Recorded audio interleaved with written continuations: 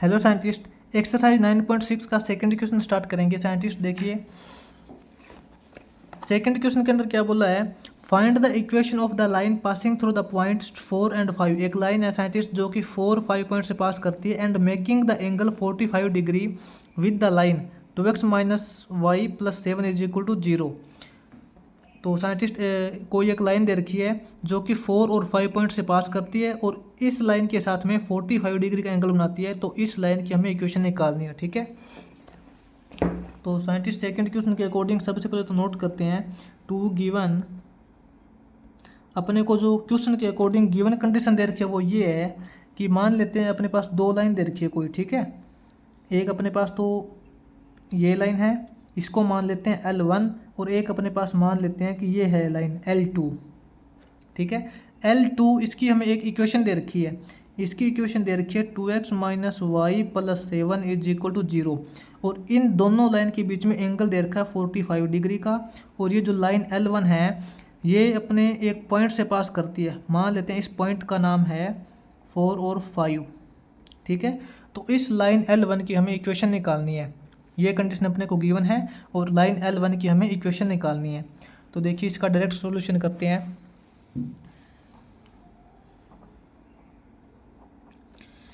Scientist आपको पता है कि लाइन L1 के ऊपर हमें एक पॉइंट दे रखा है। अगर अपने पास लाइन L1 की स्लोप आ जाए तो हम इसका पॉइंट स्लोप फॉर्म यूज करके इसकी इक्वेशन निकाल सकते हैं, क्योंकि अपने पास एक तो इसकी स्लोप आ जाएगी और इसका हमें पॉइंट दे रखा है, तो इसकी इक्वेशन हम निकाल सकते हैं।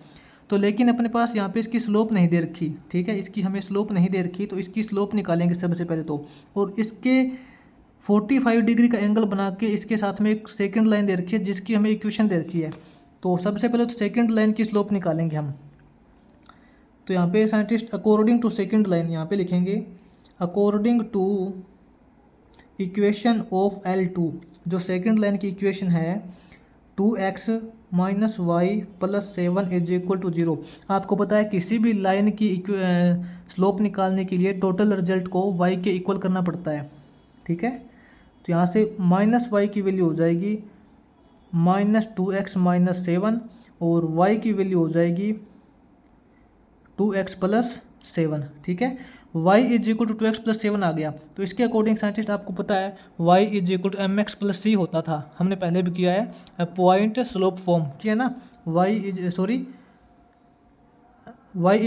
Equal to mx plus c यानी कि स्लोप इंटरसेप्ट फॉर्म की है। y is equal to mx plus c किया था तो x के साथ में जो वैल्यू होती है m वो इसकी स्लोप होती है। तो साइंटिस्ट लाइन L2 है, इसकी स्लोप अपने पास हो जाएगी m2 इज इक्वल टू 2, जो वैल्यू x के साथ में होती है वो इसकी स्लोप होती है। तो साइंटिस्ट सेकंड लाइन की स्लोप अपने पास आ गई 2। अब देखिए फर्स्ट लाइन की स्लोप कैसे निकालते हैं। दोनों लाइन के बीच में साइंटिस्ट एंगल दे रखा है 45 डिग्री का। तो अपने को पता है scientist angle between two line क्या होता है, angle between L1 and L2, दोनों लाइन के बीच में एंगल निकालने का फॉर्मूला होता है tangent theta is equal to m1 minus m2 upon m1 into m2 plus 1, यही फॉर्मूला होता है ना। और दोनों लाइन के बीच में एंगल दे रखा 45 डिग्री, तो टेंजेंट 45 यहाँ पे लिखेंगे scientist tangent 45 degree is equal to m1 minus m2। Scientist m1 तो हमें निकालना है, m1 की वजह दे नहीं रखी, यहाँ पे करेंगे m1 माइनस m2 की वैल्यू हमने निकाली है 2 अपॉन 1 प्लस m1 की वैल्यू तो हमें निकालनी है इंटू m2 की वैल्यू इसने 2 दे रखी है, ये हो जाएगा, ठीक है। और टेंजेंट 45 की वैल्यू आपको पता है 1 होती है। तो साइंटिस्ट इसकी क्रॉस मल्टीप्लाई करेंगे हम, इसकी क्रॉस मल्टीप्लाई करेंगे तो क्या हो जाएगा m1 minus 2 is equal to 1 plus 2m1, ठीक है।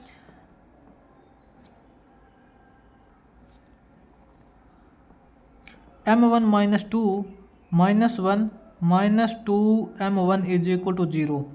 तो इसके according scientist m1 minus 2m1 करेंगे तो ये अपने पास हो जाएगा माइनस m1 माइनस 2 माइनस 1 करेंगे माइनस 3 इज इक्वल टू 0। तो यहाँ से अपने पास minus m1 is equal to 3 हो जाएगा। तो m1 इज इक्वल टू -3 हो जाएगा। तो साइंटिस्ट अपने पास ये जो लाइन L1 है, लाइन L1 की स्लोप अपने पास आ गई -3। ठीक है, तो यहाँ पे लिखेंगे slope of line L1 is equal to है m1 इज इक्वल टू -3। और ये जो लाइन L1 है इसने एक पॉइंट भी दे रखा है, 4 और 5 पॉइंट से पास हो रही है। तो इसकी इक्वेशन क्या हो जाएगी, यहाँ पे लिखेंगे scientist equation of line L1 in point slope form.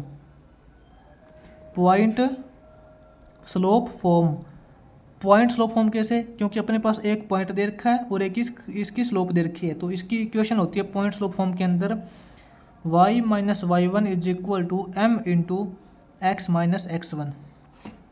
तो यहाँ से साइंटिस्ट y माइनस y1 इसका पॉइंट कौन सा दे रखा है 5 इज इक्वल टू m, इसकी स्लोप कितनी है -3, x माइनस x1 की वैल्यू है 4। तो यहाँ से अपने पास y minus 5 is equal to -3x minus minus plus 3 4 ज़ा 12। ठीक है, ये अपने पास हो जाएगा y plus 3x is equal to 12 plus 5 हो जाएगा ये। तो अपने scientist equation of line L1 आ जाएगी y plus 3x is equal to 17। ठीक है, y plus 3x is equal to 17, ये अपने पास यहाँ पे आ जाएगी equation of line L1।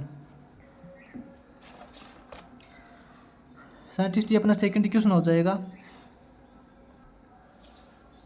Scientist आगे इसका थर्ड क्वेश्चन करेंगे। थर्ड क्वेश्चन के अंदर साइंटिस्ट इसने बोला find the angles of a triangle whose sides are given by lines. ठीक है, साइंटिस्ट इसने एक ट्राइंगल की लाइंस दे रखी है, तीनों साइड्स दे रखी है और उन तीनों साइड्स का जो एंगल है वो हमें निकालना है। तो साइंटिस्ट थर्ड क्वेश्चन के अंदर हम एक ट्राइंगल बनाते हैं। मान लेते हैं कि अपने पास एक ये ट्राइंगल है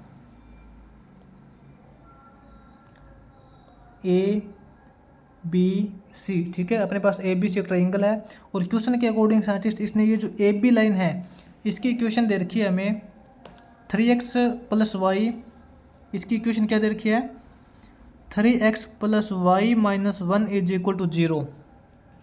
और उसके बाद में साइंटिस्ट BC ये जो सेकेंड लाइन इसकी इक्वेशन दे रखी है x minus 3y plus 7 is equal to 0। और ये जो थर्ड लाइन है AC इसकी इक्वेशन अपने को दे रखी है इसने x plus 2y minus 8 is equal to 0। ठीक है, अपने पास तीनों लाइन की इक्वेशन दे रखी है तो अपने को इनके बीच में एंगल फाइंड करने हैं।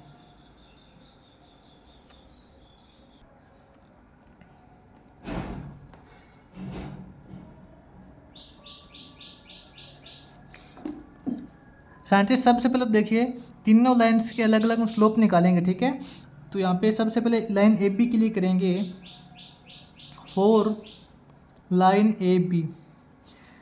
AB लाइन के लिए क्या हो जाएगा, इक्वेशंस दे रखी है 3x plus y minus 1 is equal to 0। Complete result को y के इक्वल करेंगे तो अपने पास क्या हो जाएगा y is equal to -3x plus 1 हो जाएगा। ठीक है, और y is equal to mx plus c होता है, आपको पता है इंटरसेप्ट फॉर्म के अंदर।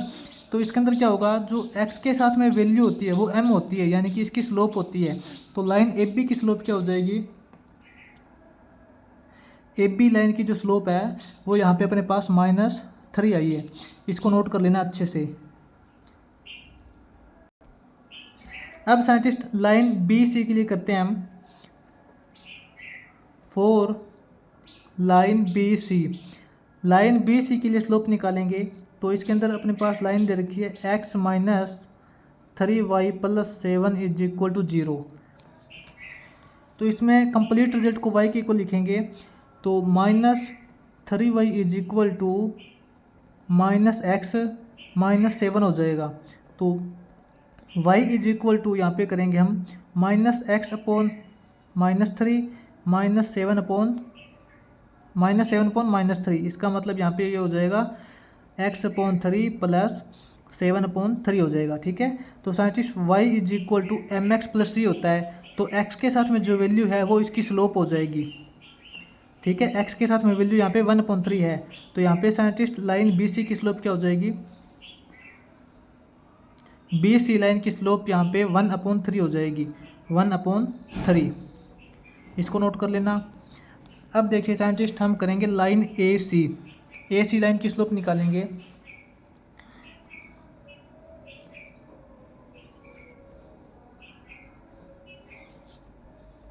ए सी के अंदर करेंगे हम x plus two y minus 8 is equal to 0। तो कंप्लीट रिजल्ट y के इक्वल करेंगे तो 2y इज इक्वल टू अपने पास हो जाएगा minus x plus 8, y is equal to हो जाएगा minus x upon 2 plus 8 upon 2 करेंगे 4। तो scientist y is equal to m x plus c होता है। तो x के साथ में जो वैल्यू होती है वो इसकी स्लोप होती है, आपको पता है, ठीक है। तो इसके अंदर साइंटिस्ट इसकी स्लोप हो जाएगी लाइन ए सी लाइन की स्लोप हो जाएगी -1/2। इसको भी नोट कर लेना। साइंटिस्ट अपने पास देखिए तीनों लाइन की अलग अलग स्लोप आ गई। ए बी लाइन की स्लोप -3 है, बी सी लाइन की स्लोप 1/3 है और अपने पास ए सी लाइन की स्लोप -1/2 है। तो साइंटिस्ट तीनों लाइन की अलग अलग अपने पास स्लोप आ गई, तो तीनों लाइन के बीच में एंगल निकाल सकते हैं, ठीक है। तो सबसे पहले साइंटिस्ट हम एंगल निकालेंगे यहाँ पे लाइन ए बी और बी सी के बीच में, ये वाला एंगल निकालेंगे ए बी और बी सी के बीच में। साइंटिस्ट यहाँ पे क्या करेंगे, angle between line A B and B C, A B और बी सी के बीच में एंगल निकालेंगे। तो ये इसका साइंटिस्ट एंगल निकालने का फॉर्मूला होता है tangent theta is equal to m1 minus m2 upon 1 plus m1 into m2 होता है ना। तो ए बी लाइन के लिए करेंगे साइंटिस्ट, यहाँ पे हो जाएगा slope of A B minus slope of B C upon 1 plus slope of A B into slope of B C, ये हो जाएगा slope of A B line की स्लोप साइंटिस्ट यहाँ पे -3 है, -3 minus slope of B C की slope यहाँ पे 1/3 है। तो यहाँ पे ये 1/3 हो जाएगा। इसका टोटल अपॉन में 1 plus M A B, slope of A B line की स्लोप -3 है, इंटू बी सी लाइन की स्लोप 1/3 है, ठीक है। तो ये अपने पास क्या हो जाएगा, देखिए यहाँ पे साइंटिस्ट ऊपर हम एलसीएम ले लेंगे 3, ऊपर यहाँ पे 3 एलसीएम हो जाएगा।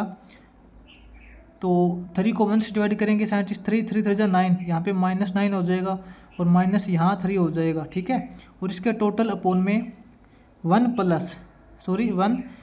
3 से 3 कैंसिल हो जाएगा साइंटिस्ट, 3 से 3 कैंसिल हो जाएगा। तो अपने पास बचेगा -1 प्लस माइनस -1, 1 - 1 करेंगे साइंटिस्ट 0, 1 - 1 करने के बाद 0 आएगा। और आपको पता है अपॉन में 0 आता है तो ये नॉट डिफाइंड होता है। तो साइंटिस्ट आपको पता है टेंजेंट थीटा की वैल्यू जब नॉट डिफाइंड होती है तो नॉट डिफाइंड का मतलब होता है 90 डिग्री।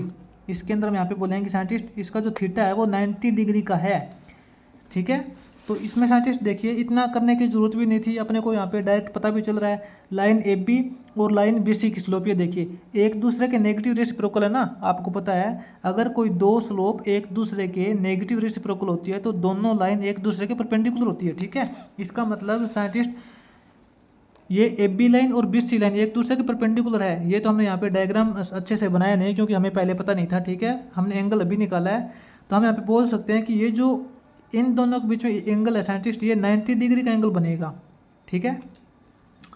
अब देखिए हम इसके अंदर एंगल निकालते हैं लाइन बी सी और ए सी के बीच में, बी सी और ए सी के बीच में एंगल निकालते हैं। यहाँ पे करते हैं scientist angle between line B C and A C, angle between B C and A C.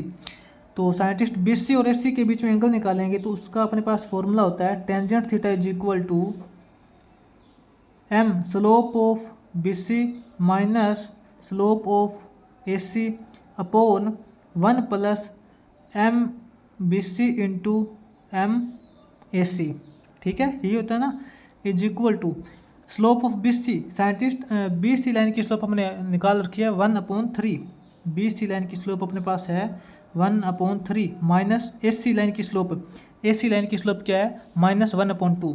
तो यहाँ पे -1/2 करेंगे तो माइनस माइनस प्लस 1/2 हो जाएगा।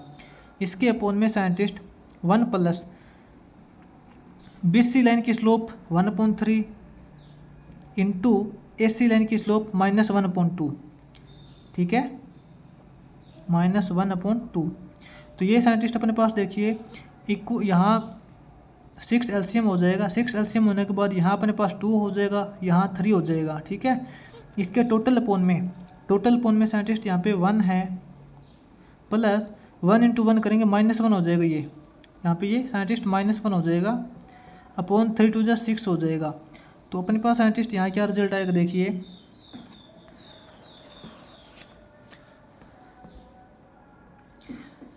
2 + 3 करेंगे 5/6, ये तो अपने पास 5/6 हो जाएगा। इसके टोटल डिवाइड के अंदर ये वैल्यू दे रखी है साइंटिस्ट, यहाँ से हम LCM लेंगे, 6 LCM हो गया, 6 को 1 से डिवाइड करेंगे, 6 × 1 करेंगे 6, यहाँ पे अपने पास 6 - 1 हो जाएगा।